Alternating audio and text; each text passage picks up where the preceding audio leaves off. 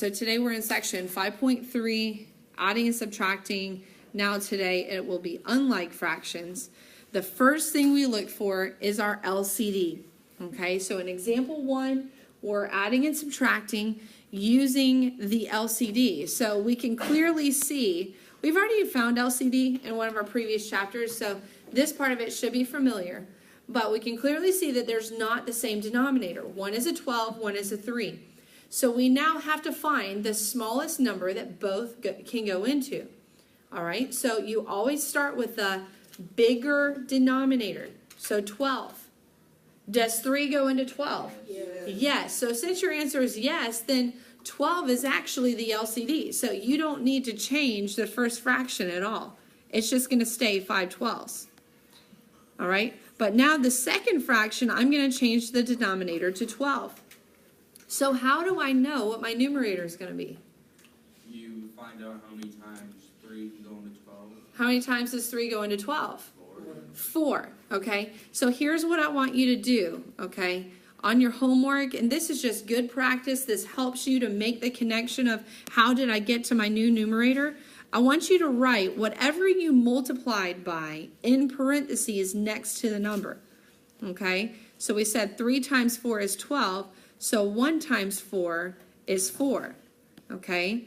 And now 5 plus 4 is 9 over 12, and we always have to reduce. Don't forget to reduce at the end. All right, go ahead and try number 2. Pay attention to your signs. Remember, the negative is not factored into any type of conversion, but you do need to bring it over. All right, so go ahead and try to find your LCD and create your equivalent fractions. All right, LCD on the second one is what? 54. Yeah, 18. 18, 9 and 6 both go into 18. All right, bring over your negatives. Don't forget to bring over your negatives. So negative 15 minus 14 is negative 29 over 18. Change it to a mixed number. Remember, when we change it to a mixed number, we don't factor in that negative. We just bring it over, okay? Negative 1 and 11/18. On the third one, what do you think the LCD is going to be? 15. It's 15 again. So it's always really nice when the LCD is already in one of the fractions and you only have to change one of them. That's always nice. But wait, can I do 7 minus 10? Yes. Yeah, I can. What's 7 minus 10? Negative 3 over 15, and then I reduce it, negative 1/5. Okay? Negative 1/5, adding and subtracting fractions. All right, so now we're going to switch gears to adding mixed numbers. We're only going to do the first one.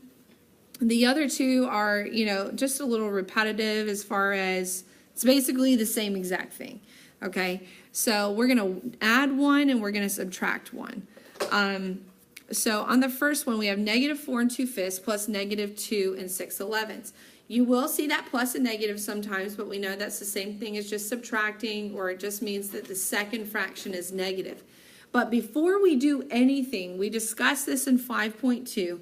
What do we need to do first? Combine like terms. Not combine like terms. We need to change to improper fractions. Just across the board, change these mixed numbers to improper fractions. There is a very small percentage of the time where it's actually easier to solve it using a mixed number. A lot of times it creates more problems for us because we have to factor in our negatives, we have to remember how to borrow and how to carry, and it just kind of cuts all of that out if we just change it to an improper fraction first. So the first one is going to be negative 22 over 5.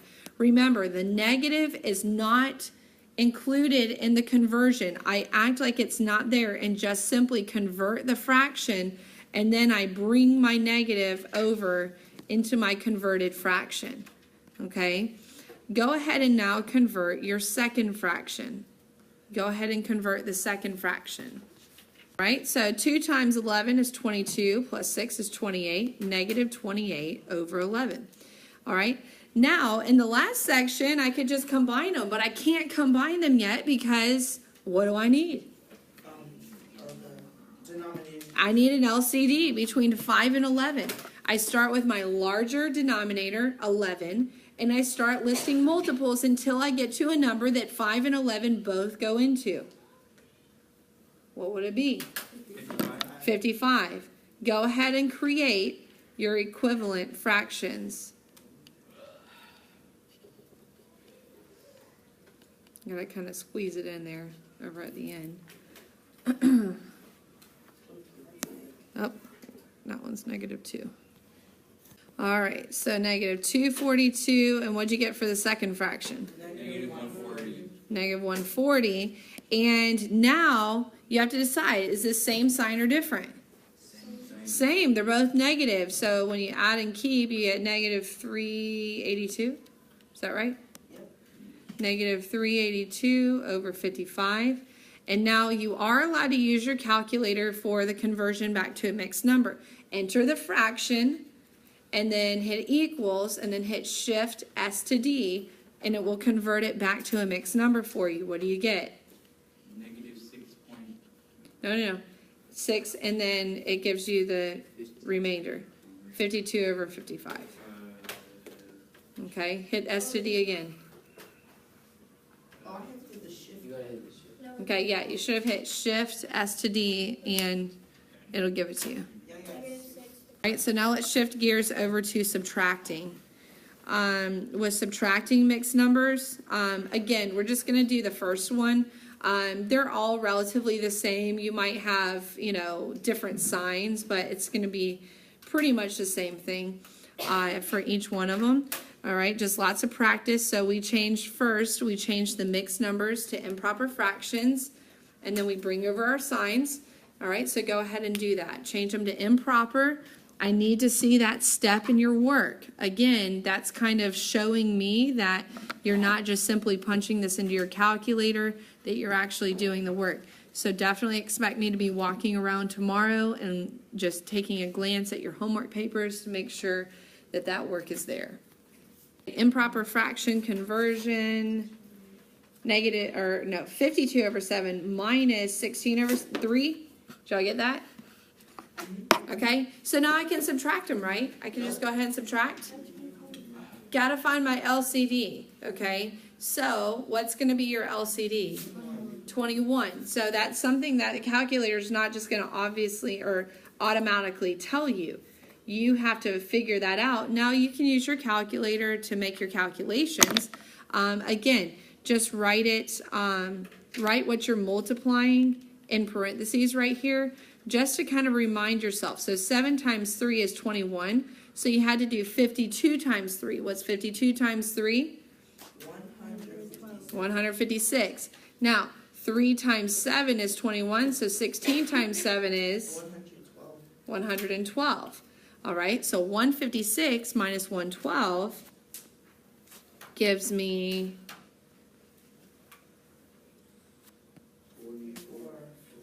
over 21. How would I change that over to a mixed number? There's two ways I can do it, really. This one is simple enough that can I just do it mental math? 21 goes into 44 how many times? 2 times, with 2 left over. You could also put that in your calculator. I don't mind if you use your calculator for that conversion. I must see, though, improper fraction conversion and the LCD in your work for your homework tonight. Is everybody clear on what I need? Okay. All right, so that's mixed numbers. Now the last thing we're going to cover is when you have fractions, and they're going to call it simplifying the expression. On your quiz, on your test, this is what I call it also. Simplifying the expression, meaning you can't actually get an answer. You can't add and subtract to find an exact answer because you don't know what the variable equals. So that's why we just say to simplify instead of to solve or to evaluate. All right, so on these problems, your variable will be in the numerator, which is pretty convenient for you since when it's in the denominator and I have to find LCD, it can get a little bit more complicated. But in these problems, it's in my numerator. So I still find my LCD the same way as I would if it was a fraction with only numbers. I need to find the smallest number that they both go into. So I start with the larger denominator, 6. Well, conveniently, does 2 go into 6? Yes. It sure does. So I don't even have to change that second fraction. I just bring it over. Okay? Wait, why did I write 3a over 6 minus a over 6 though? Goes into 6 3 times. All right? So 3a, I didn't just make up. 2 times 3 equals 6, so a times 3 would give me 3a. Again, I have to multiply top and bottom by the same number. So now, what's 3a minus a? I can simplify that. What's 3a minus a? 2A. 2a. Remember, when I'm adding and subtracting, these are like terms. I'm not dividing. If I were dividing, then the a's could cancel. But when I'm subtracting, I'm simply combining like terms, and then just subtracting or adding the coefficients, and make sure you reduce, okay? Now, technically, do I need the 1 in front of the a over 6? No, I could just say a over 6, and that would be fine. All right, we are going to do the last 2 of these, okay? So I need you to find LCD for each one, and then simplify the expression. Go ahead and do that. Okay, I messed up. Should have been a 3. Whoops. All right. Thanks, guys. Okay, now let's do the next 2. All right, there we go.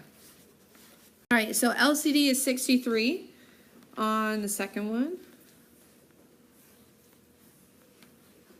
All right, now, once we find 63, 7 times what gives me 63? 9. So 2b times 9 gives me 18b. All right, and then 9 times 7, 63. So b times 7 is 7b. So is that right? Yeah. Did I do that right? No. Wouldn't it be But if you didn't. It is 18b. Very good. See, you gotta pay attention now. Okay. All right. So then 18b plus 7b gives me 25b over 63. Can I reduce this? Yeah. Okay. How can you be sure? By putting it. Put in your calculator as a fraction, hit equals, and we can make sure that it's fully reduced. All right. That's a little tool that we can use. All right. So now on the last one, my LCD is 6.